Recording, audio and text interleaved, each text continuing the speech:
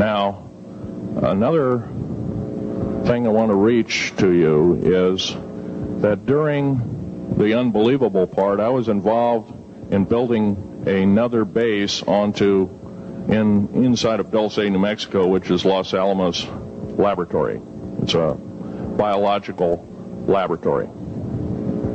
On the southwest part of the Archuleta Mesa, we built an underground facility, a better part of 3 cubic miles hollowed out underground. Then to the southwest of that, we were in the process of the early stages of building. We drilled 4 large tunnel-like holes. Some of them ran 2.5 miles under the surface. Number of the original wells or drilling machines that were used were at the rate of up 2 miles a day. It was fairly rapid. The equipment kept coming up broken. So we wanted to go down, we wanted to send somebody down there, a human observer, or human observers in this case, to find out what was going on.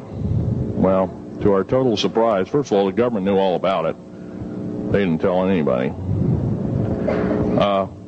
When I saw Green Beret and Black Beret people encamped inside of our geologist camp, I knew something was up. The gig was up. First of all, I knew all about the alien agenda. I'll explain that in a few minutes. The large alien grays had been encamped there for as best as believed possible about 400 or 500 years. Had been one of their internal bases. And we drilled holes right on top of it. All the stinking air, all the black sooty air came right out as soon as the first hole was sunk, and all this soot came up, and well, that's when all the hell broke loose, really. All started. Anyway, after we drilled all 4 holes, it took about 2 days to drill all 4 of them.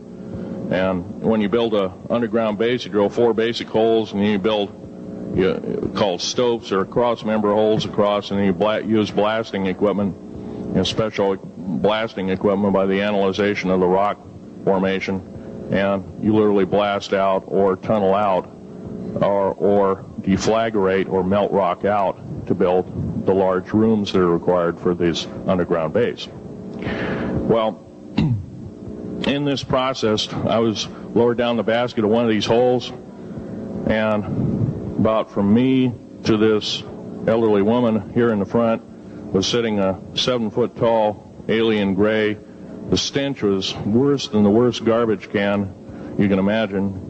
The entity was absolutely horrible. I didn't waste any time. I reached for my pistol. At that time, as an engineer, I didn't have time to carry all the folderol of one of these big submachine guns that all the sea spray and the yellow fruit and all the outer perimeter and inner perimeter security people carried. I carried a little Walther PPK pistol with a 9-shot clip.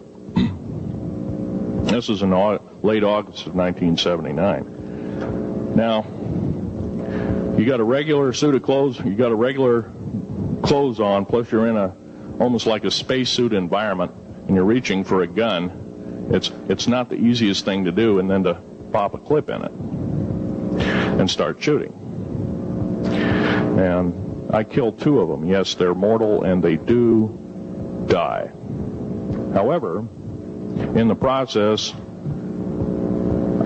one of them did this. All I remember is that he just kind of waved his hand in front of his chest, and the next thing I know, this blue beam hit me and just literally opened me up like a fish, and burnt my fingers right off of me. And it was some form of electrical force, because the kind of like being hit by a lightning bolt burned all my toenails off of me. Completely crispy crittered my left foot, burnt the shoe right off of me. All I remember was the smoking remains, and I'm still conscious, but in and out of, I didn't remember much. And there was a Green Beret that was right behind me that risked his life. In fact, he died. But he risked his life. He shoved me back in the basket and hit the button and took me up. I wouldn't be alive talking to you today if it wasn't for him. I'm forever indebted. He lost his life.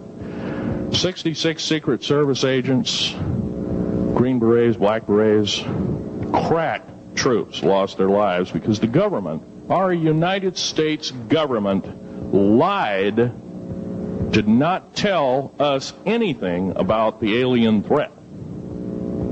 There's a war underneath there, and I'm talking dead serious. It's been going on since that time. Since late August of 1979, our military, the Russian military, basically the militaries of the world, have been in constant conflict with the outer space alien. The small gray, the large gray, the reptilians, the whole thing. There are 11 distinct races of aliens. 2 are benevolent. 1 had to leave here in a hurry because their world is under attack, both on the surface as well as underground. There, the Pleiadians. They're familiar. Maybe some of you are familiar with that. Would some of you raise your hands who've heard of Billy Meyer and some of the, very good, about half the group. Well, Billy Meyer is one of these lucky people that they figured, well, he's kind of a simple type, we'll show him everything. Well, these are the benevolent aliens, and they've been here helping us. In fact, I have a picture, let me reach for it here.